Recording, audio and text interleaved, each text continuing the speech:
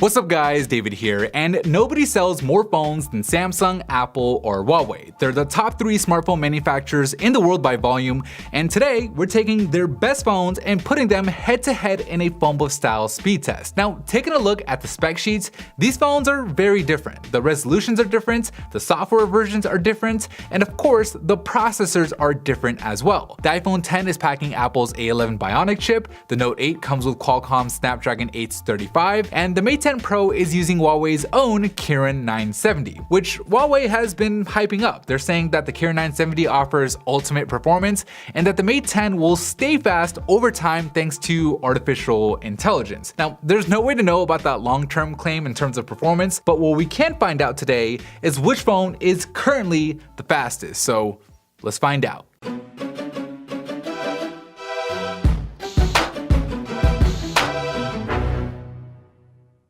TunnelBear is the easy-to-use privacy app that helps you browse the internet in up to 20 countries. To try TunnelBear for free, go to tunnelbear.com/phonebuff or click on that link down below. Alright, we'll get things going by starting the stopwatches and then jumping into the first row of system apps, with the animation times on all 3 phones being roughly the same, putting them neck and neck as they move into Facebook, with the iPhone being able to pull ahead as the Note 8 falls into second, with the Mate 10 falling into third. So with all 3 phones now moving on to the more heavy-duty apps, the iPhone is able to add onto its lead with it ripping through Photoshop and that A11 Bionic chip being able to export the clip in Premiere without breaking a sweat. Meanwhile, the Kirin 970 in the Mate 10 is duking it out with the Snapdragon 835 in the Note, where surprisingly there was little difference between the two as each phone moves on to the gaming row, where the iPhone is able to officially pull a full up ahead of the other two, with it pushing ahead to fit the fat as the 2 Android phones began working on flip diving. So it'll be interesting to see if either the Mate 10 Pro or the Galaxy Note 8 can create at least some kind of separation here, because so far it's been a bunch of back and forth, with the Note 8 loading some apps like Subway Surfers and flip diving faster,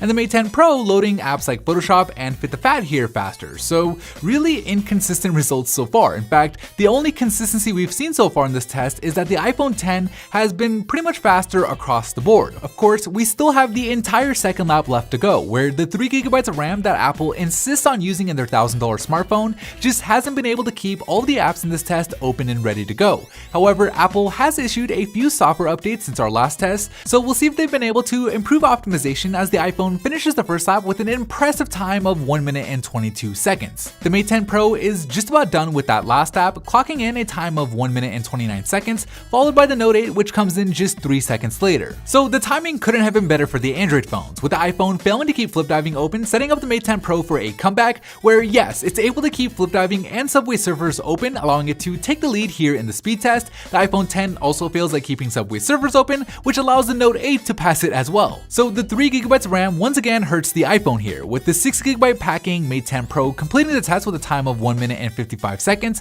and the Note 8 coming in just 6 seconds later with a time of 2 minutes and 1 second. So we'll go ahead and fast forward the iPhone to the finish line, where it continued to struggle keeping apps open on its way to clocking in a time of 2 minutes and 19 seconds, making the winner the Huawei Mate 10 Pro. Before we take a look at the individual app load times, I want to give a quick thanks to TunnelBear for sponsoring today's episode. So I was using TunnelBear pretty much all week last week when I went to Vegas for CES, because naturally I was connecting to a lot of public Wi-Fi hotspots, and using TunnelBear I was able to encrypt my web traffic, making it harder for anybody monitoring those hotspots to track my activity. Now, using TunnelBear itself is easy. All you have to do is open the app, select the country that you want to browse from, and TunnelBear will securely tunnel you to that country, hiding your IP address in the process. With servers in 20 countries, you can always get a fast connection and browse the web just as if you were a local. Try TunnelBear for free by visiting tunnelbear.com/phonebuff or by clicking on that link down below in the description. Alright, so here are the individual app load times from the first lap, where you can see the apps that the Mate 10 Pro and the Note 8 went back and forth on, and how the iPhone's A11 Bionic chip is just an absolute beast that's missing maybe a gig or 2 of RAM.